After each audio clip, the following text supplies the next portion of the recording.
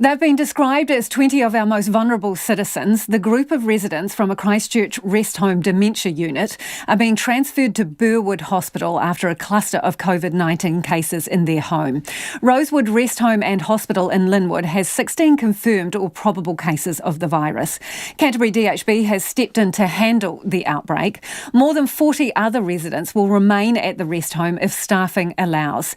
Canterbury DHB boss David Mate says these people need extra care, explaining what's going on. A number of patients that were starting to be identified with COVID positive on Friday evening. And to date, there are 16 cases that are either confirmed COVID and or probable in the fact that people have been in close contact with those that have had COVID and have shown symptoms related to that as well. Where do you think the source is? It's unclear at the moment, and it's likely that it's been through from staff, but that is part of what we're going through in terms of the contract tracing to confirm where the possible connection has come from. Just so we're clear, I assume, like many of the rest homes, this rest home was no longer allowing visitors? That is the case, yes. Okay, so how many of the residents are ill and where are they at the moment? So four of the residents are confirmed cases and 8 residents are probable cases. So that's a total of 12, and there are 1 staff member with a confirmed case and 3 staff members are probable cases. So some people are being moved to Burwood Hospital. Who is going there and why? So there are 20 residents from the dementia wing at Rosewood that have been shifted to Burwood. The reason for that is the facility that they're in is a very difficult one to be able to isolate and manage a number of individuals that may have or have got COVID, and at the same time being able to keep staff and patients both safe and in appropriate environments. So the reason why we've shifted them to Burwood is that we are able then to provide an appropriate facility and ensure that we have the appropriate staffing levels in place while we work through with the dementia unit in terms of ongoing assessment for its future use. So in terms of the people who have been transferred to Burwood, do you think those 20 have been exposed to the virus?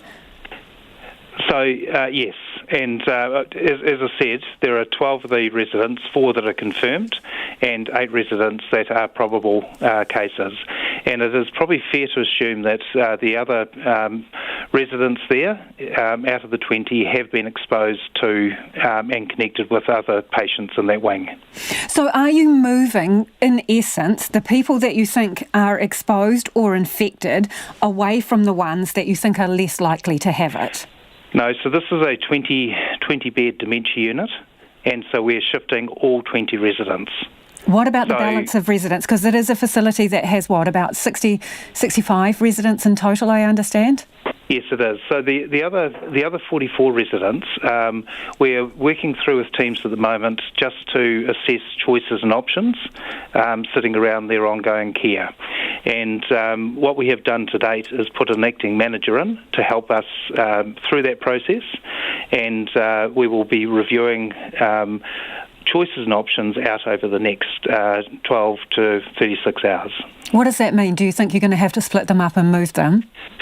I think we're working through, again, a range of options. It may be what we're looking to do is, as much as possible, recognising that these are people's homes that we're shifting them out of, and we're very conscious of the fact that this is very, very disruptive to residents. So we've been exploring all potential options and choices, where as much as possible to keep people in their own environment. Whether that is going to be possible or not, we won't be in a position to have confirmed that until sometime tomorrow. So the ones who at the moment are still at Rosewood, do you think some of them have been exposed as well? No, we don't at this stage, and partly to that is the rest home itself is got a number of wings.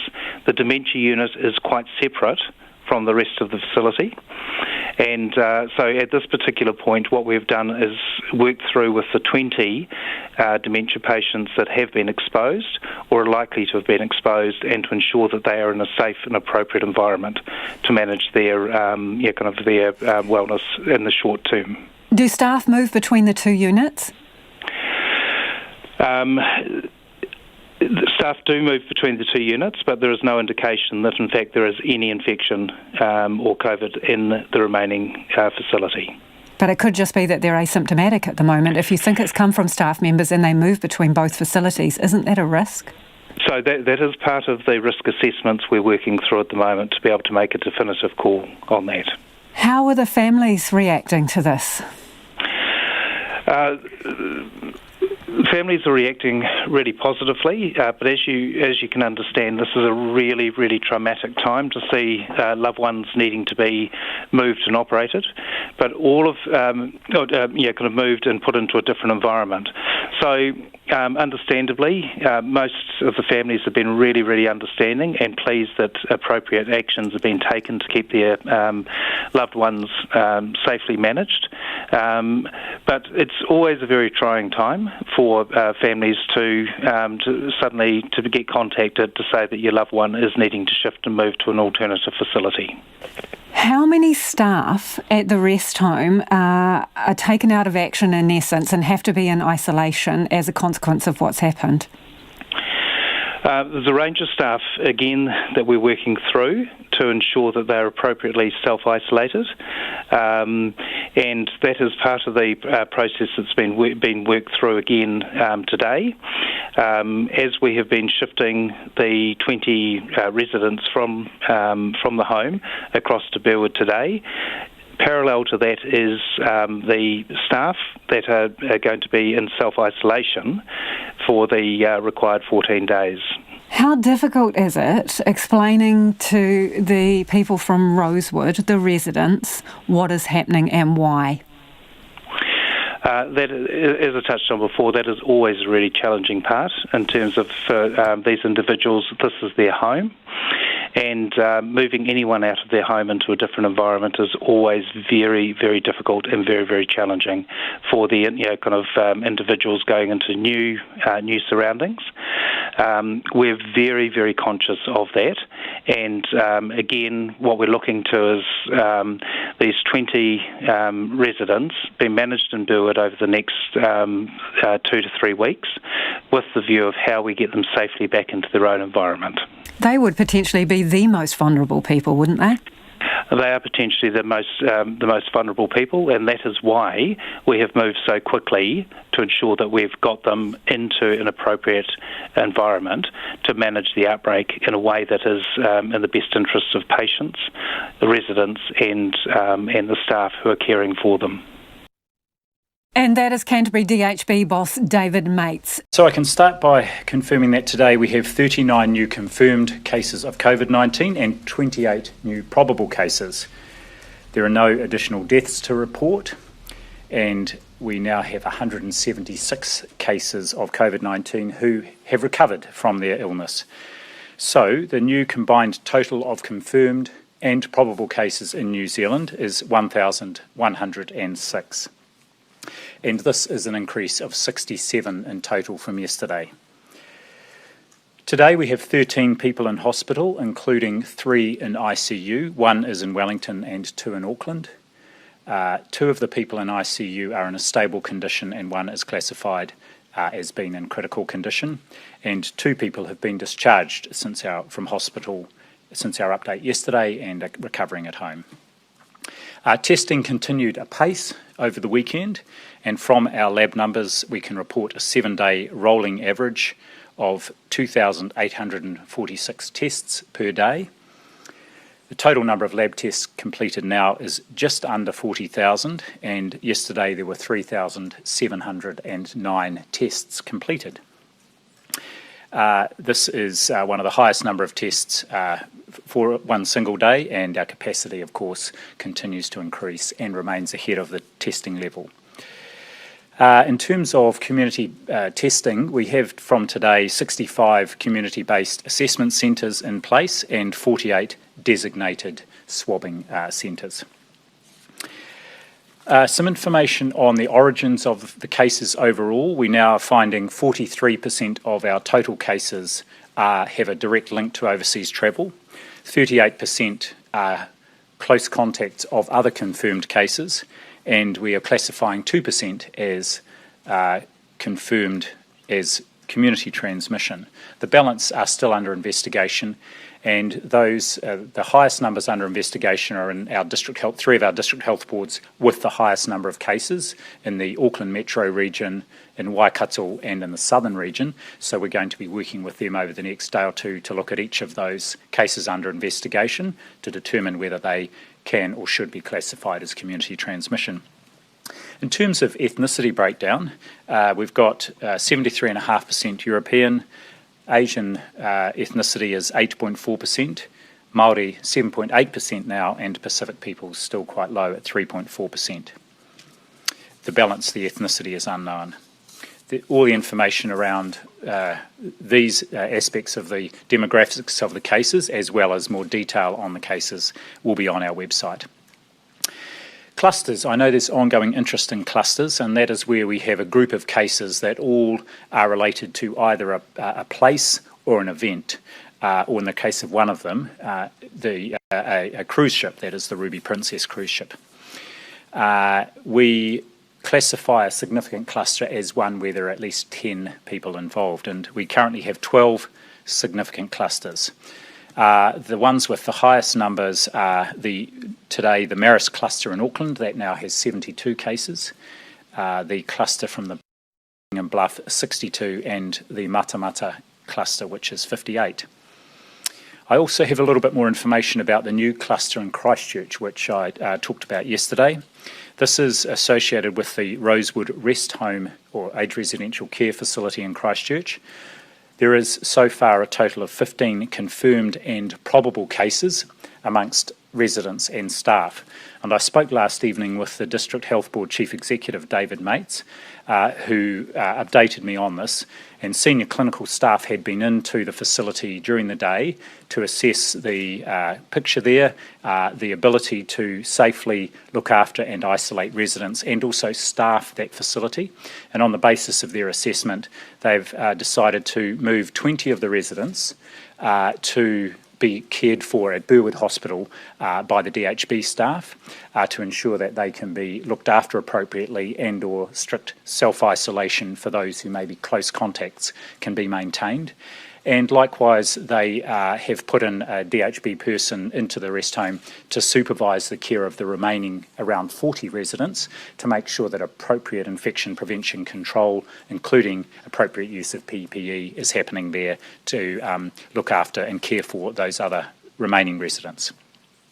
Just on contact tracing, I've talked about our efforts over the last 2 weeks to shift to and stand up a national close contact tracing centre. That's gone very well, and we now have 190 staff who are providing the service out of the Ministry of Health. I've also mentioned that we've moved what was a very manual process done locally onto a national electronic platform, which allows us to link that contact tracing efforts with our other health care databases. And something that's of particular value here is to be able to link to our National Health Index, which has very up-to-date information on contact details for New Zealanders, because those details are updated with their general practice, and that upload happens every month to update the NHI. So that will assist us in being able to identify and track close contacts in addition to the other ways we have of doing that. And the other role for technology, which is really a complementary role, is the use of mobile phone and digital technology, which we are looking at apace, and we know other countries are doing this to help look at the movements of people if they become a close contact, and it helps to recall others that they may have been in close contact with during the preceding time when they may have been infected or infective. So just a key point here is that the mainstay of that close contact tracing remains our call centre and that human-to-human contact, the phone calls, emails, but in particular phone calls to talk with people about what the expectations are on them, and what symptoms to look out for, and of course the daily check-ins to see if they have symptoms. And a final couple of comments from me. I gather there's still a little bit of confusion about the use of the terms self-isolation, quarantine, and the bubble. So here's how we're using them. We are using quarantine to describe when someone comes in from overseas and they are symptomatic, and they are then assessed and taken to a quarantine location, which is a hotel in Auckland, where they are tested and then, of course, cared for if they have symptoms, and they remain in that location for the full 14-day period, even if their test for COVID-19 is negative. In terms of self-isolation, this is people who are close contacts, whether they are already in New Zealand and have been identified as a close contact of one of our new confirmed or probable cases. And self-isolation means being in your own home and also isolating from the other people who are in your home so that you are not risking passing the infection on to them. People in self-isolation, yes, can go out for a walk around the block or do some local physical activity alone and are not should not have any contact with other people. And then we have, of course, our bubble situation, which is what we are all in as Kiwis at the moment under the Alert Level 4, which is where we know we're quite clear around what's expected of us and to make sure that we are only having close contact and physical contact with those in our bubble while we're in this alert level. And finally, some reports that people who require health or medical care for other conditions, not COVID-19 related, who may be delaying seeking treatment because they may be worried about leaving the house and that they would be at risk. Please, do not delay seeking treatment for any condition. If you feel you need help from either Healthline or your GP, ring first. Healthline will be able to provide you with advice about what is the appropriate thing to do. If you are very unwell, for example with significant chest pain or other problems, then you should dial 111 and get an ambulance. If you feel you might need a visit from your GP or to visit your GP, many GPs are now able to provide a consultation online by phone or by video, and that is an option. Or if you do have to go out and visit, they can ensure that you are kept safe throughout that visit. They all have very good processes in place. So please do not stop seeking care that you might need for any medical condition that you may have, whether it's a new acute condition or an exacerbation of an existing condition. Let me be really clear. I don't want New Zealand to be at level 4 a minute longer than needed. But equally, there is no plan to move from level 4 early. I just wanted to be nice and clear on that, as it was a question that was raised with me this morning. All actions we have taken to date are about minimising the amount of time we are at level 4 in order to stamp out the virus. And our actions for the remainder of the period in level 4 will be about doubling down to ensure the gains made in the first half aren't squandered in the second. We are determined to make sure that we stamp out COVID-19.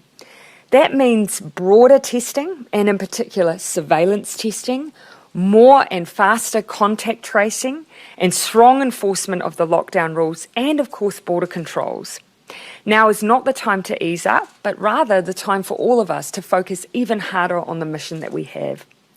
With that in mind, I want to repeat the rationale for why we're at Alert Level 4 for 4 weeks. First, the virus can take up to 14 days to show signs, so cases we are seeing coming through now can be people who had the virus prior to the lockdown, but were asymptomatic. Those people may have passed the virus on to close contacts prior to the lockdown. So we can expect to see these close contacts coming through now and in the next week as well. And of course, these people may have passed it on to others in their bubble or their essential workplace as well. So the lockdown ought to have stopped wider transmission, but we can expect to continue to see cases and contacts of those cases still coming through. Because of this time lag in the virus rearing its head, 4 weeks is the minimum time needed to ensure the chain of transmission from these cases is stopped. And it's the reason we were very deliberate and really clear with New Zealanders that it would be 4 weeks when we went into Alert Level 4, just to give everyone that level of certainty. We also need to better understand the cases of community transmission and have certainty there isn't wider presence in the community than we are aware of. This is especially true in areas with low case numbers. Absence of evidence is not evidence of absence. We need to be absolutely sure we're not missing silent outbreaks. And that is where surveillance testing is so important. You've heard the Director General talk about that and myself, and that is something the Ministry of Health is working on as we speak. We'll be using then the next 2.5 weeks to collect significantly better data on the risk of unseen transmission in our community to help inform our decision making about level 4 and the other levels. But I repeat, there is no desire to be in lockdown for any longer than we need to be. And we need to do that, of course, for enough time to ensure we have the information needed both nationally and regionally to move out of level 4 with confidence that we have community spread under control and that the sacrifices made by New Zealanders will have paid off. First of all, an update on our wage subsidy scheme that is helping to keep people in their jobs connected to their workplace and with an income so businesses can come through this challenging time and keep going out the other end with their workforce intact.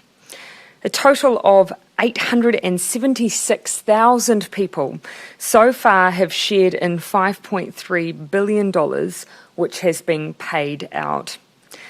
This is an incredible number when it comes to money we've got out the door in just a few weeks, particularly when you consider that in a number of other countries, their wage subsidy schemes haven't yet started paying out, and nor are they scheduled to in many cases for some weeks to come. One of our strong principles in deciding on the wage subsidy scheme was that cash flow was going to be critical for businesses and for their employees, which is why we moved to a mechanism that would enable that as quickly as possible. MSD is still working hard through applications. In fact, I had a conversation with the Chief Executive over the weekend. They had hundreds of their workers in working long hours processing applications to support those many employees and those many businesses. Treasury estimates that between $8 billion and $12 billion will eventually be paid out under the scheme, all in support of workers. This amount of investment requires a level of transparency, and when Minister Robertson introduced the scheme, he said that a public register will follow. That searchable database will be available shortly. That searchable database will enable anyone, any member of the public, but particularly employees, to search the company name and see whether or not their workplace has been a recipient of the wage subsidy. I want to reflect on an issue that has been front of mind for us during this period of lockdown, and that's the issue of mental health. I know there are some people who are feeling distressed, anxious or worried at this time, and that is completely understandable. In a short interview that I did with psychologist Nigel Latter last week, he made the point that none of us, no Kiwi in the country right now, would be alone in feeling like that, and that no one should be too hard on themselves at this particular point in time.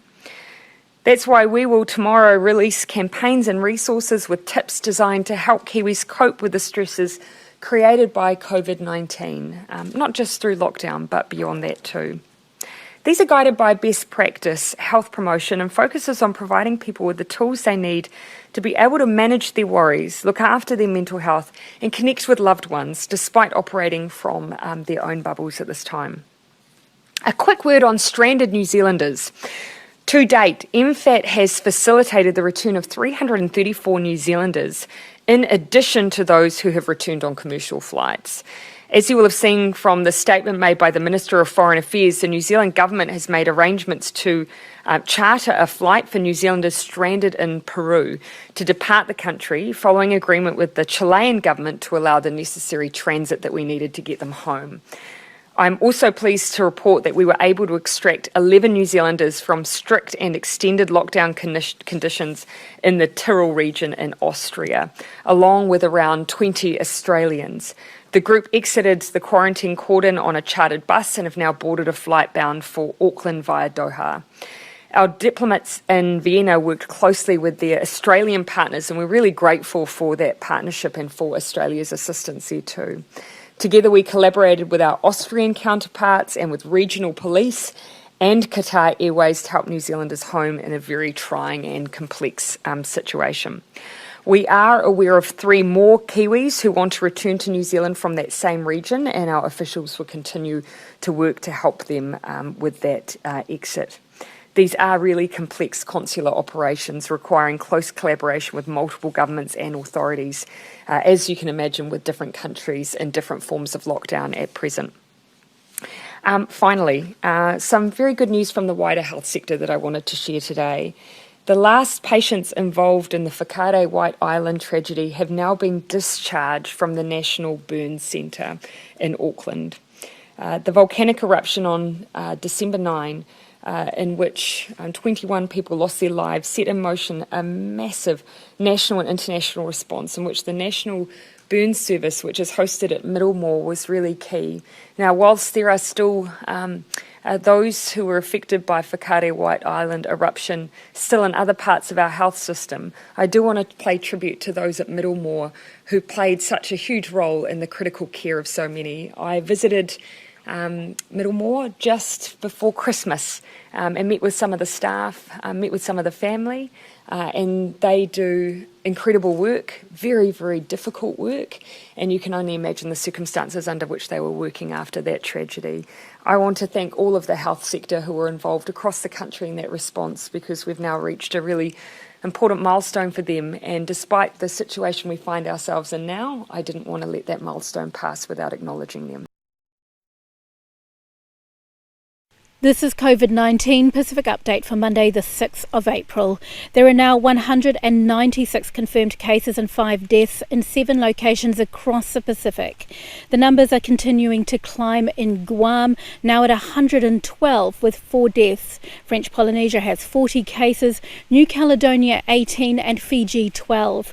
The Northern Marianas has had 1 death and 8 positive tests. Rapa Nui 5 and Papua New Guinea is still at 1, a foreign mine worker who's been sent back to Australia for treatment. Guam has extended its public health emergency and a curfew's likely to be put in place as the island struggles to contain the coronavirus. The numbers are continuing to climb, and the 112 cases do not include the 155 plus sailors from the Navy vessel USS Theodore Roosevelt in dock who've tested positive. They're in isolation in hotels around the island. Doctors say if urgent measures aren't taken, they predict 3,000 will die over the next 5 months. Vanuatu, which has had no reported cases of Covid-19, is bracing for Category 5 Cyclone Harold, expected to pass directly over Ambrym and some of the Central Islands today. The country is already in a state of emergency trying to keep Covid-19 at bay, and it can't afford a cyclone of this magnitude. Photos are emerging of people in some of the isolated islands taking shelter in caves as the monster storm approaches. Fijian Prime Minister Vorenke Bainimarama has warned the public to keep to the rules or he'll bring in military and police to enforce a lockdown for the entire country. Only Suva and Lautoka are in lockdown at this stage, and a national curfew's in place as more people test positive. But many have breached the curfew and hundreds have been arrested. One of the positive cases ignored quarantine rules after flying in from overseas, and he travelled extensively throughout Fiji. There are now fears many more have been infected. The Northern Marianas, with 8 cases and 1 death, is to close its borders today. Freight and medical transport, though, will continue. And as Samoa has extended its state of emergency for another month, including strict border closures, neighbour American Samoa is keen for this to continue.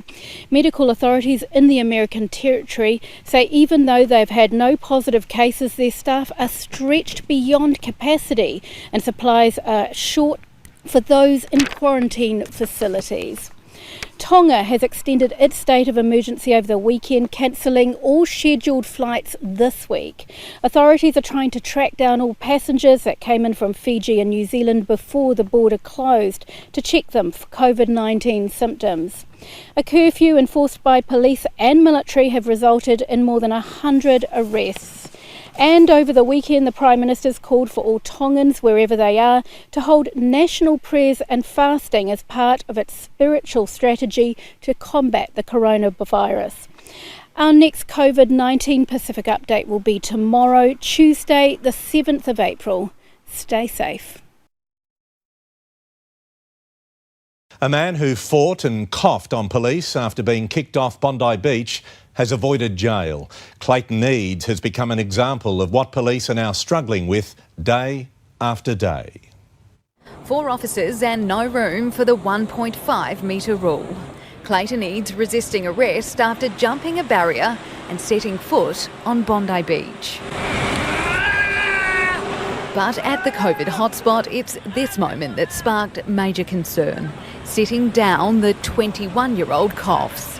Today, after spending the night in the cells, he admitted directing it towards police and was allowed to leave on a strict community corrections order. Am I sorry for walking on a free beach? No, I'm not. Off. First thing this morning, while most obeyed the rules, some at Bondi were still in a bubble. A total of 98 infringement notices have been handed out since March 17. We're averaging 3 tickets a day. In the past 24 hours, there have been 15 $1,000 fines. Among them, a 65-year-old woman who returned on a flight from Indonesia, allegedly caught in Grafton, going shop to shop. The Bondi cougher told the court he needed to be near the water where his mother's ashes are scattered. But officials say everyone has their reasons, and no matter where you are, it's not easy to police. In Melbourne, a teenager pulled over and fined $1,600 while on a driving lesson with mum. She said it was because of unnecessary travel. Oh yeah, which was just a bit crazy. With beaches closed from Bondi to Dee Why and Manly, learning to live within the rules is a daily test. And there will always be those who will never listen to the law. Ruth Wynne-Williams, 9 News. And with Bondi being a hotspot for the virus, a drive-through testing clinic opened there today. Those showing symptoms are now able to be tested from the safety of their own cars. It's the second testing clinic to be opened in the area. Health experts are now concerned about other areas, including Ryde, Macquarie Park, Waverley, Wallara, here we go, it's catching up with us, Dee Why and Manly, saying they need greater access to testing. First, there were limits on toilet paper. Now it's customers who are being counted. Supermarkets across Australia have today enforced new restrictions on how many people can be inside their stores at any one time. After scenes like these in recent weeks, shoppers packed into aisles, desperation turning physical, a sense of calm returned today to our supermarkets. New social distancing measures introduced at Coles and Woolworths to protect staff and customers. We will, as of this week, be putting customer limits into all of our stores. They will differ on stores' shape and size. Witches' hats ready for lines, trolleys sanitised. Plexiglass partitions at the checkout and customers bagging their own groceries. The changes welcomed by those stocking their pantries. I noticed it was less, but just really smooth and, really comfortable. Definitely feel safer doing it this way. Each store has a different limit as to how many people are allowed inside. Here at Kellyville Woolworths, it's 200. And whilst it's relative smooth sailing today, stores are expecting to see queues on Thursday and Saturday as people stock up for the long weekend. Come with your shopping list, know what you need. Woolworths today reactivated its pickup service for vulnerable customers. Their groceries can be collected by a family member or friend if they're isolated at home. Coles Online is currently only available for the disabled and elderly and is running at twice its capacity. As a direct result of the significant demand we've seen placed on supermarkets, there's only limited team members available to replenish stores. They simply don't have extra team members to facilitate that click and collect aspect. It's expected the new limits on store numbers will be in place for the foreseeable future and not just for Easter. Laura Tunstall, 9 News. An early morning escort to dock, but not to disembark. The Ruby Princess was ordered into Port Kembla, and that's where it'll stay for now, after being stranded at sea for a fortnight. The reason we need to dock it is because of the regular supplies that need to go on the ship. Taking sick crew passengers off at sea is a complex and dangerous task. On board are more than 1,000 crew from 50 countries. They are now under police guard. A plan has been developed that will be around isolation on the ship. That plan came from an external medical company called on by Border Force. The crew must isolate in cabins for 10 days. There are close to 200 showing symptoms of coronavirus, but the number of confirmed cases isn't being released. Anybody too sick to stay on board will go to hospital. I can give an absolute assurance to the people who live in that area, who are serviced by a local hospital, that part of the plan is making sure that we're distributing patients equally. Some who live in the area came curious at the cruise ship's arrival, but they were quickly moved on by police and no doubt told to go home. Not all locals welcome its birth. I'm bloody angry because this ship should have been located in Sydney Harbour, where the crew have access to health services and hospitals in the abundance. The docking of the Ruby Princess coincides with the start of the criminal investigation into who's to blame for letting passengers off the ship when there was growing evidence of coronavirus on board. The probe was ordered by a Premier under pressure and desperate to draw a line under this debacle. Well, I think it's plainly obvious that something horribly wrong has happened. Of course that's obvious. For the crew on the ship, plans are afoot to send them home once their isolation has finished.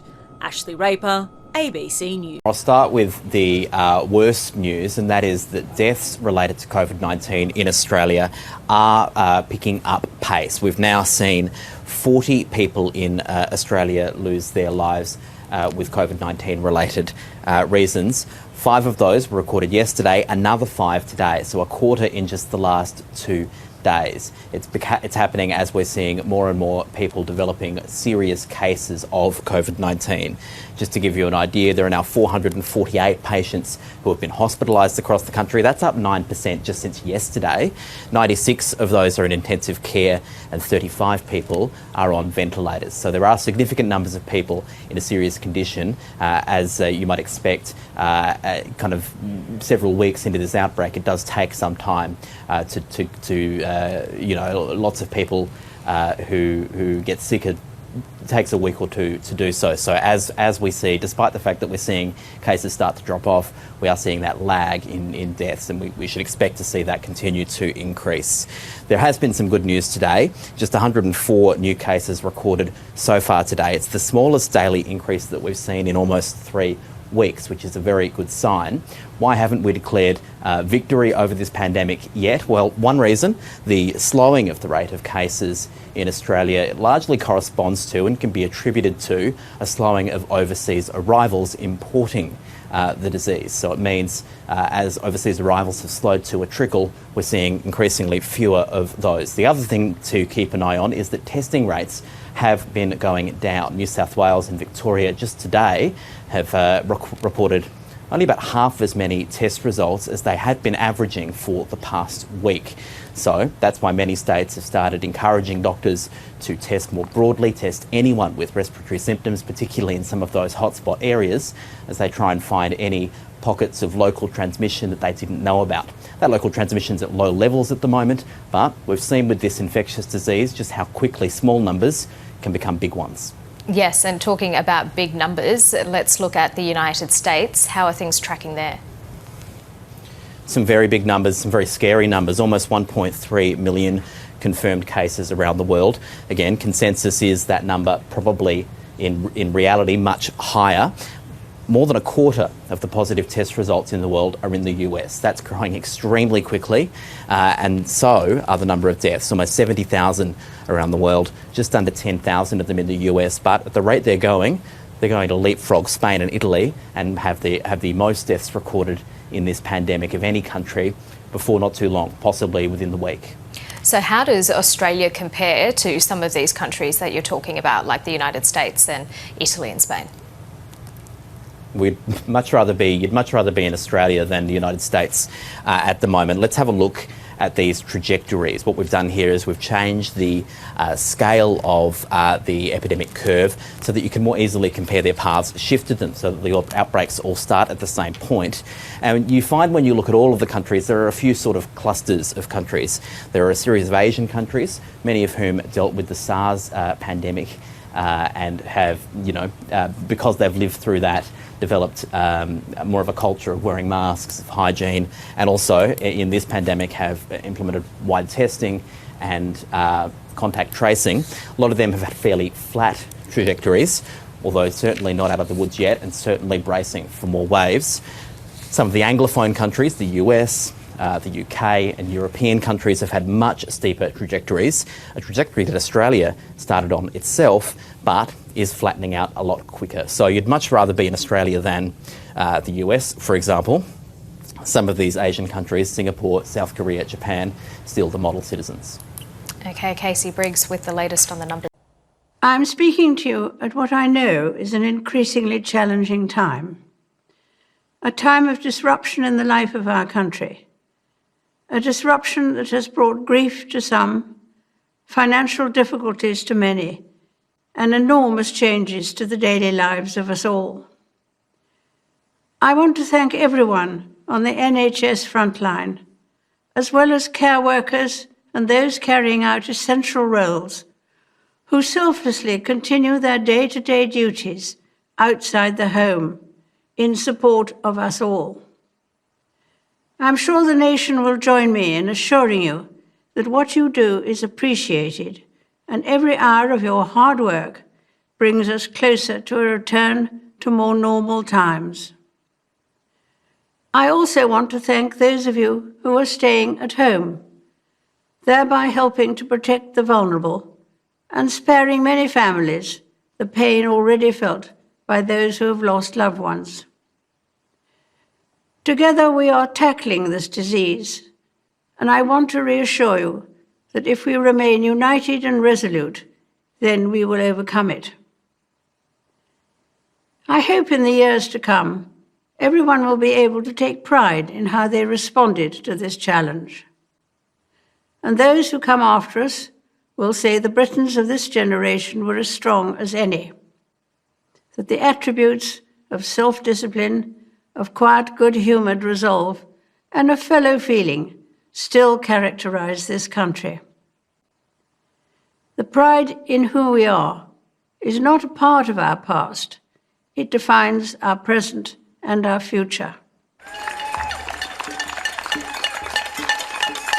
The moments when the United Kingdom has come together to applaud its care and essential workers will be remembered as an expression of our national spirit, and its symbol will be the rainbows drawn by children.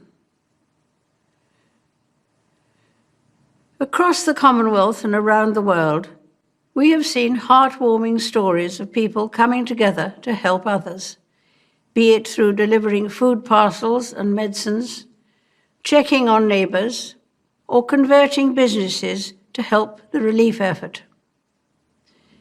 And though self-isolating may at times be hard, many people of all faiths and of none are discovering that it presents an opportunity to slow down, pause and reflect in prayer or meditation.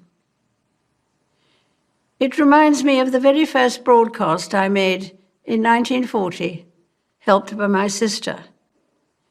We as children spoke from here at Windsor to children who had been evacuated from their homes and sent away for their own safety. Today, once again, many will feel a painful sense of separation from their loved ones. But now as then, we know deep down that it is the right thing to do. While we have faced challenges before, this one is different. This time we join with all nations across the globe in a common endeavour, using the great advances of science and our instinctive compassion to heal. We will succeed, and that success will belong to every one of us. We should take comfort that while we may have more still to endure, better days will return. We will be with our friends again. We will be with our families again. We will meet again. But for now, I send my thanks and warmest good wishes to you all. British Prime Minister Boris Johnson has been admitted to hospital, and the Queen called on the nation to unite to defeat the coronavirus. But sunny weather on Sunday saw people across the nation bristle under social distancing rules aimed to stop the spread of the virus. Johnson has been in self-isolation for about 10 days after he tested positive. Downing Street says the admission is a precautionary measure and not an emergency. The Prime Minister's hospital admission comes as Britain faces one of its biggest challenges in decades. After testing positive for Covid-19, Boris Johnson had been expected to emerge from 7 days of self-isolation. Instead, on Friday, he posted this message on social media. Although I'm feeling better and I've done my 7 days of isolation, alas, I still have one of the symptoms, a minor symptom of I still have a temperature, and so in accordance with government advice, I must continue my self-isolation until that symptom itself goes. Downing Street says the Prime Minister is still leading the government, but Foreign Minister Dominic Raab could take charge should he become too ill to work. Senior advisers and the government's chief medical officer have also shown symptoms of the virus and been forced to self-isolate. Shortly before the news broke about the Prime Minister's health, Britain's Queen Elizabeth gave an extremely rare televised address to rally the British public. I also want to thank those of you who are staying at home, thereby helping to protect the vulnerable and sparing many families the pain already felt by those who have lost loved ones. The public have been ordered to stay at home, but warm and sunny weather drew people to city parks at the weekend, alarming the authorities. And the Health Minister, who only a few days ago returned to work after also falling ill, warned that tough action would be taken if people fail to observe social distancing rules. If you don't want us to have to take the step to ban exercise of all forms outside of your own home, then you've got to follow the rules. With the number of infections rising, this London Convention Centre has been converted into a makeshift field hospital. The death toll now stands at nearly 5,000, with officials saying that the peak might be another week away. DW correspondent Birgit Maas is monitoring developments in London. Birgit, good morning to you. What is the latest on the condition of Boris Johnson? Well, no update as of this morning in London, Biraj. We know that Downing Street is maintaining it's a precaution. But of course, we also know that it's far from a normal procedure for anyone to be admitted to hospital with COVID-19, with the virus. And there have been a lot of rumours that actually the Prime Minister might be more ill than he or that his spokespeople have admitted. They were always saying that he has mild symptoms, but whenever he did address the nation on video, he really looked and sounded quite rough. So a lot of speculation as to condition of the Prime Minister, and that is continuing this morning, of course. Birgit, what does that say about the health of his government's response to the coronavirus outbreak? I mean, how sound has it been, and are people confident that the government is doing what it can? Well, Downing Street is saying that Boris Johnson at the moment is still leading the government. However, we have seen, especially in the last week, and even with those newspapers who have so far been very loyal with the Conservative Party government, we have seen a lot of criticism of the British government's response to the virus, that they have started too late, that they have, for example, put Brexit before breathing. That was one criticism, that the government hasn't participated in the EU scheme to purchase more ventilators. And we've heard from doctors on the front line that they feel that they are not really protected enough. There's not enough protective equipment. There's not enough tests to test patients and also to test frontline staff in the hospital. So yes, it has been not an easy week for the government when it came to their response to the crisis. And of course, in the middle of all this criticism, Birgit, an incredibly rare address to the nation by Queen Elizabeth. How significant is that? really fairly significant because she doesn't address the nation very often, and she has been appealing to people's better nature. And I think this was also planned because it was known that the weekend was going to be sunny and that people will be trying to, in a way, maybe bend the rules a little bit. It will be very difficult for people to adhere to the government advice or to the regulation, actually, even to stay inside and not to go outside, not to gather, not to congregate. And she really was talking to people as in, you really have to look at this time and we have to see this time bringing out the best in people and evoking the spirit of World War II even. So definitely a significant moment. Birgit Maas in London, thank you very much for that. There's been a surge in coronavirus cases in Japan, with over 1,000 infections in Tokyo alone. Prime Minister Shinzo Abe has so far resisted calls to declare a state of emergency. But Japanese media are now reporting that he is preparing to do so imminently. Local authorities are already urging residents to stay at home. Tokyo's normally bustling streets are deserted. Starting this past weekend, people are supposed to stay at home. The government is urging citizens only to head out when absolutely necessary. What does necessary mean? What is important? There's a lot of room for interpretation. If we can't go out, we can't get food supplies. People are panic buying already. Japan's first confirmed coronavirus case was in mid-January. At first, there was only a few cases, but the number of new infections has risen exponentially in the last 2 weeks. There's been heated discussions about how tough the government action should be. We haven't reached the point where we need to declare a state of emergency. We can still avoid that. But the situation remains critical. Unlike Germany, which has tested 500,000 people a week for the virus, Japan has only tested around 500,000 in total. Many doctors say that's not enough. I think they should broaden the PCR testing for people with mild symptoms, because we have very small PCR testing, so we don't know the spread of the disease. Another big concern is the impact on business activity. Japan, the world's third biggest economy, is already on the brink of a recession. Here are some of the other coronavirus headlines making news at this hour. Brett Crozier, the captain fired after criticizing the US Navy's response to the pandemic, has reportedly tested positive for the coronavirus. Crozier was relieved of his position after widely publicized pleas for help for the crew of his aircraft carrier. Over 150 of them have tested positive for the virus. A tiger at the Bronx Zoo in New York City has tested positive for the coronavirus. It's the first known case of COVID-19 in an animal in the United States or in a tiger anywhere. The 4-year-old female Malayan tiger had developed a dry cough, but is expected to recover. Millions of Indians have switched off their lights and lit candles in a show of solidarity in the fight against the coronavirus.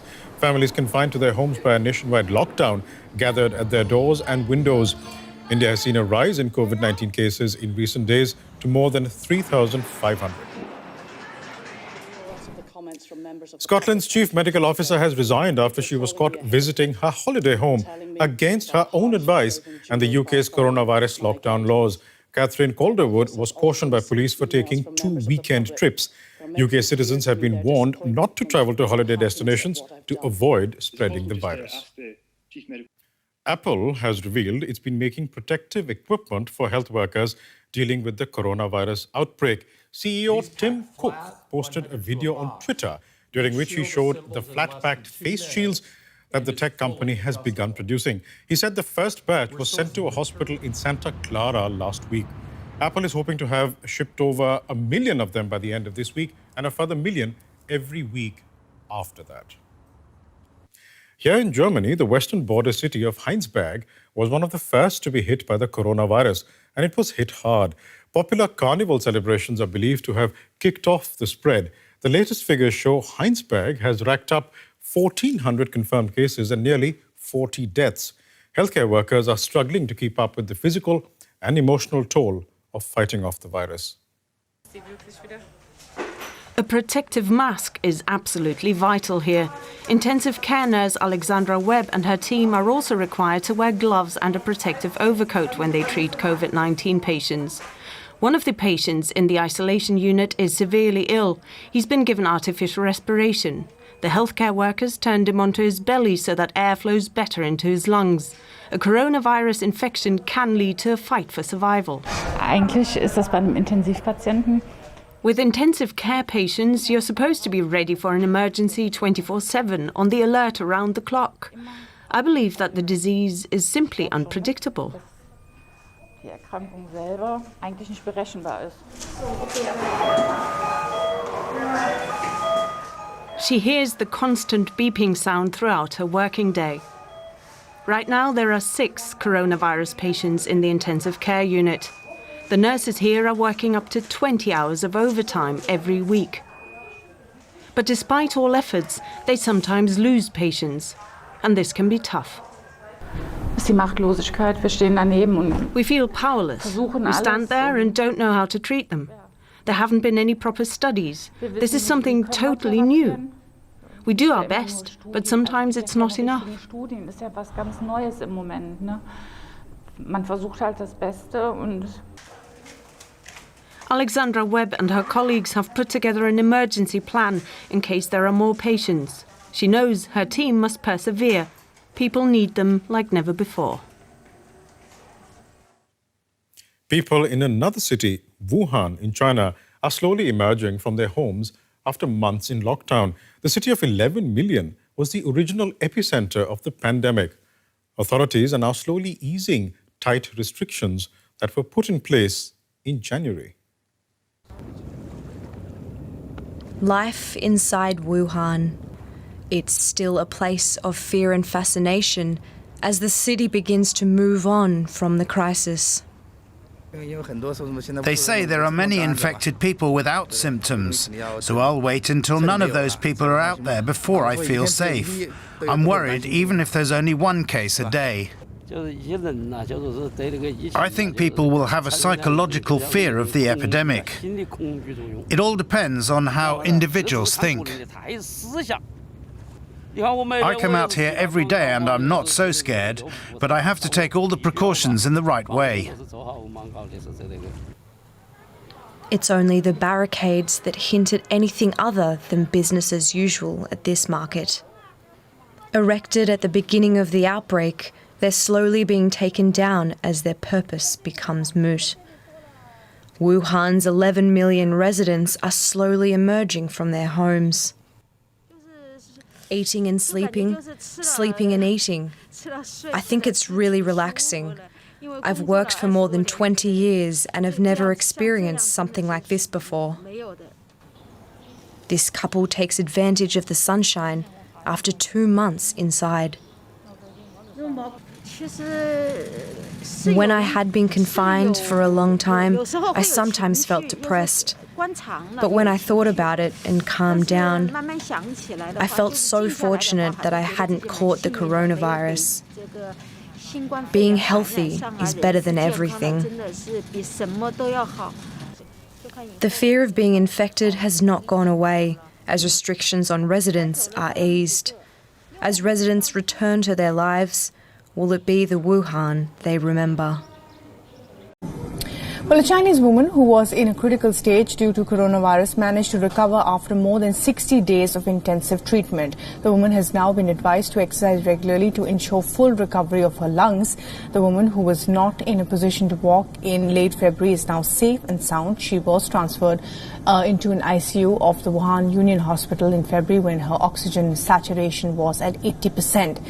Her worsening health made her believe that she was going to die. She even had her last words recorded before being transferred to the ICU. She said that even though she suffered multiple relapses, doctors did not give up on her. After being treated in the ICU for 20 days, she was transferred to the ordinary ward. The woman's condition improved day by day. With the follow-up treatment and care, she expressed her gratitude to the dedicated frontline workers who did not leave her side. The woman's recovery has come as a great encouragement for doctors in Wuhan.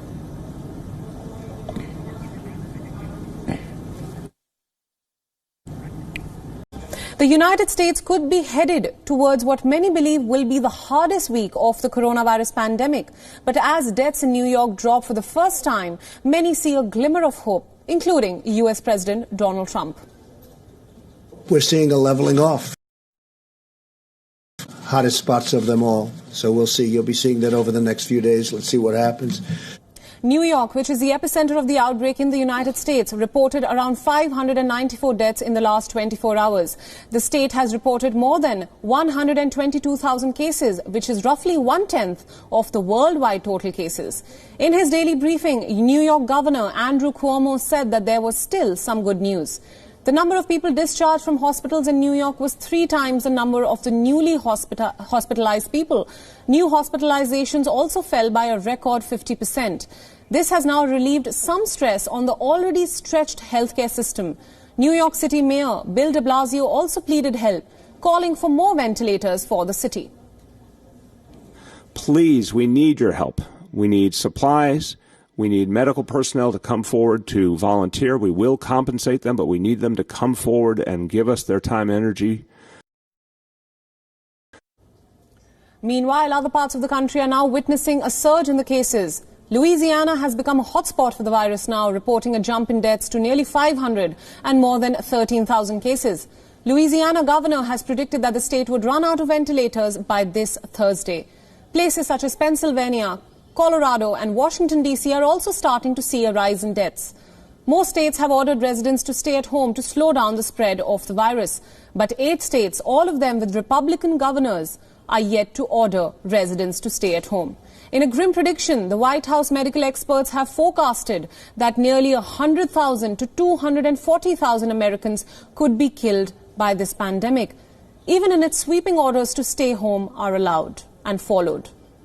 Meanwhile, Navy captain of the USS Theodore Roosevelt, Brett Crozier, who was fired for voicing his virus concerns, has now tested positive for COVID-19. Crozier publicized plea calling the Navy to halt the spread of the virus on the nuclear-powered aircraft carrier. The number of crew on the Theodore Roosevelt who have now tested positive has risen by 13% in the past 24 hours, and the number now stands at 155. As the pandemic takes over the country, a tiger has now tested positive for the virus in a New York zoo. Nadia, the 4-year-old female Malayan tiger, had developed a dry cough but is expected to recover, according to officials. This marks the first coronavirus case for a tiger and the first, in fact, of an animal in the United States to catch this virus.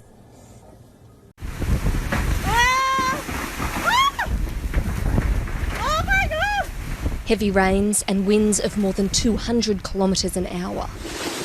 Cyclone Harold is battering Vanuatu.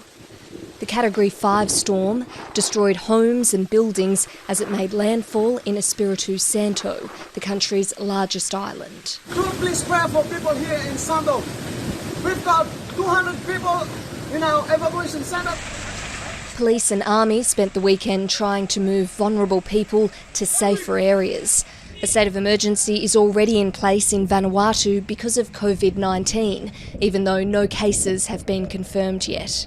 Restrictions on public gatherings have been lifted to allow people to go to evacuation centres. The weather system began forming near Australia's Cape York Peninsula before developing into a tropical cyclone as it moved past the Solomon Islands, where it wreaked havoc.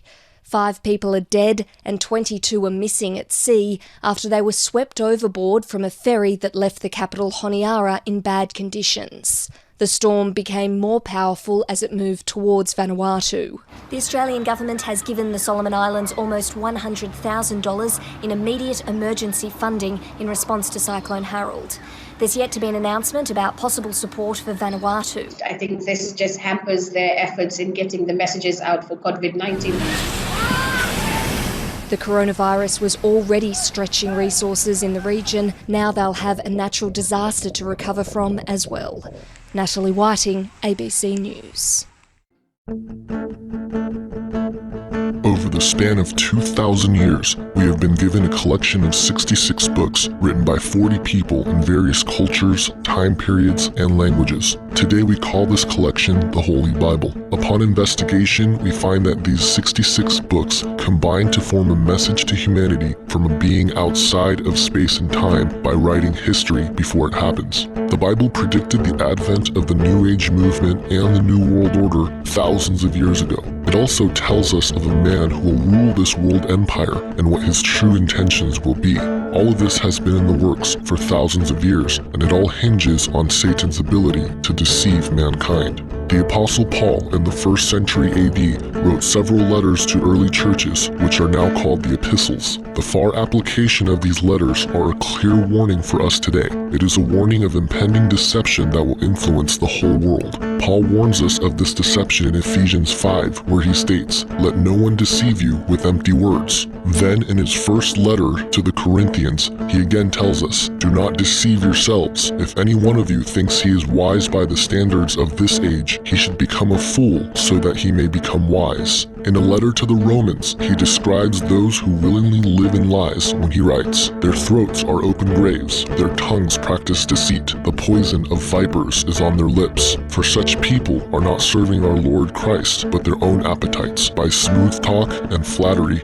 they deceive the minds of naive people." In a letter to Timothy, Paul clearly describes the world we see today when he writes, "The Spirit clearly says that in later times some will abandon the faith and follow deceiving spirits in things taught by demons." In the second letter to the Thessalonians, Paul describes the New World Order and the Antichrist when he wrote, "Don't let anyone deceive you in any way, for that day will not come until the rebellion occurs and the man of lawlessness is revealed, the man doomed to destruction. Don't you remember that when I was with you, I used to tell you these things, and now you know what is holding him back, so that he may be revealed at the proper time. For the secret power of lawlessness is already at work, but the one who now holds it back will continue to do so till he is taken out of the way. And then the lawless one will be revealed, whom the Lord Jesus will overthrow with the breath of his mouth and destroy by the splendor of his coming. The coming of the lawless one will be in accordance with the work of Satan, displayed in all kinds of counterfeit miracles, signs, and wonders, and in every sort of evil that deceives those who are perishing. They are perishing because they refused to love the truth and so be saved. For this reason, God sends them a powerful delusion so that they will believe the lie, and so that all will be condemned who have not believed the truth but have delighted in wickedness." The Apostle John, while in prison on the island of Patmos, had a vision of the end times and the deceiving entities that will walk the earth, stating, "And the great dragon was cast out, the ancient serpent who is called Devil and Satan, he who deceives the whole habitable world. He was cast out into the earth, and his angels were cast out with him. He deceives my own people who dwell on the earth because of the signs he was granted to do in front of the beast, saying to those who dwell on the earth that they should make an image of the beast who had the sword wound and lived." Jesus Christ himself gave his discourse of the end times when he stated clear warnings of the signs of the end. "Watch out that no one deceives you, for many will come in my name, claiming I am the Christ, and will deceive many. You will hear of wars and rumors of wars, but see to it that you are not alarmed. Such things must happen, but the end is still to come. Nations will rise against nation, and kingdom against kingdom. There will be famines and earthquakes in various places. All these are the beginning of the birth pains. Then you will be handed over to be persecuted and put to death, and you will be hated by all nations because of me. At that time, many will turn away from the faith and will betray and hate each other, and many false prophets will appear and deceive many people. Because of the increase of wickedness, the love of most will grow cold, for then there will be great distress, unequaled from the beginning of the world until now, and never to be equaled again. If those days had not been cut short, no one would survive. But for the sake of the elect, those days will be shortened. At that time, if anyone says to you, "Look, here is the Christ," or "There he is," do not believe it, for false Christs and false prophets will appear and perform great signs and miracles to deceive even the elect, if that were possible. See, I have told you ahead of time. Jesus Christ died for the sins of all mankind. That means he died for the New Agers, the Freemasons, those in the Illuminati, the world elite, the Luciferians, the Satanists, and even me and you. God himself, taking on humanity, has given mankind a free gift of salvation and of true spiritual freedom. Now we all have a choice. We can live in darkness, allowing evil to enter our lives and unwillingly support the work of Satan and his fallen angels. Or we can let Jesus into our hearts and be spiritually saved forever. There are no prerequisites, rituals, or tests for accepting this gift of salvation. All one needs to do is ask honestly for Jesus to come into their heart. Remember these truths. God loves you, God cares about you, God wants nothing more than to know you personally and save you. Sin separates people from each other and God. Jesus died for your sins and rose again. You can receive Jesus now and know God's love right at this very moment. I pray for you all and hope the truth will indeed set you free. Thanks for your time.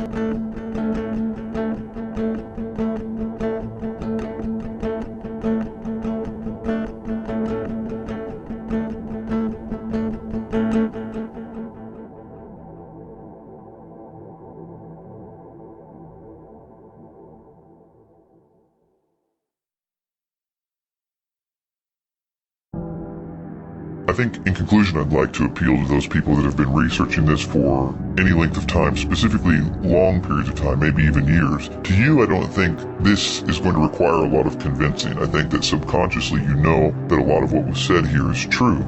I think that you have seen over the years a lot of conclusions about what the New World Order is and what their motives are. And I know that you know that it doesn't really explain all the loose ends and tie them all up. I think that you know, after kicking down so many doors in New World Order research and seeing those that truly expose the New World Order, this theme, that it is in fact theistic Satanism behind those doors. I know that you've seen that. You've seen that they are high-level occultists that really run the show than that are in the shadows. And that even those front men at the very tops are only front men, and that the real movers and shakers are those that hold very dedicated beliefs about the worship of Satan. So we even have this idea that somehow doesn't apply. We have a phrase that we'll say, which is, it doesn't matter what you believe, the fact is that they believe it, which sort of means, yeah, sure, they're all occultists at the top, but it doesn't really matter. They're just sort of deluded. And I think that's a very dangerous position, because if you actually are saying there that it doesn't matter, it's not actually true, there isn't really a Satan and there isn't really a power that they're serving, then we should just, again, think that this scenario has something to do with whatever we make it out to be. It certainly can't be about a cosmic war of good and evil, because we've already decided that that can't be true. Yet at the same time, we're pointing out that these people are knowingly worshiping Satan, which is something that the Bible has said has gone on from the very beginning. The kings and queens of all the old systems were always sacrificing their children to various gods and Moloch and these types of things. And they are still doing it today and are gaining power from it. The problem with believing that is it makes too much sense that all of this energy with the New Age preachers and teachers and truth movement icons and gurus are doing mainly two things. One, they're promoting this idea of a New Age coming in which you're going to be God and you're going to be evolved and all the obvious stuff that's preparing you for the system of the Antichrist. And the other part of that is they're telling you that Jesus isn't good, you shouldn't pay attention to him, or at least they're trying to misdirect you, tell him he's just this other guy, he's not really who the Bible says he is, or they're trying to discredit the Bible. There's only two things that these guys are doing. They're telling you and preparing you for the new system that you're going to think is your utopia, and then they're telling you to not pay any attention to the man that the Bible said would crush the one that these people at the top are worshiping. Does anybody see a problem with that? That we have been told what to think about the Bible and Jesus Christ by Satanists. The problem here is that what we've been told and what we've been prepared to believe is all what we would choose to believe. It's all very seductive. They're telling you that you can be as God. They're telling you that there is no real accountability for your actions. that anything that you want to do is good and normal and should be praised. These ideas are very difficult to resist. Truth really is irrelevant at that point because we will fight to defend those ideas regardless of if they are true or not. And that's why there's so many conflicting quote-unquote truths in the New Age and in the truth movement. You know, that's why the first thing that you're taught in the truth movement is that truth is relative. Oh, it doesn't matter, your truth is just as good as my truth, and we'll fight to defend this completely erroneous idea. I've got news for you. It doesn't matter what way the universe operates. The fact is that it does operate one particular way, cause and effect in a closed system. We are dealing with absolute truth. Maybe yours, maybe mine, but it is absolute, and it is one. We should be concerned about looking for the truth. And I suggest to all you researchers out there that you already have enough evidence to know that Jesus Christ is who he says that he is. You owe it to yourself to figure out more about him the way the Bible says that he is. Not the way that the New World Order says that he is, but the way the Bible says that he is. The Bible has been continually discredited. You're told not to listen to it. You're told not to pay attention to it. They do everything under the sun to keep you from it. They always have. So why don't you just realize that and take the time and figure out who is Jesus according to the Bible?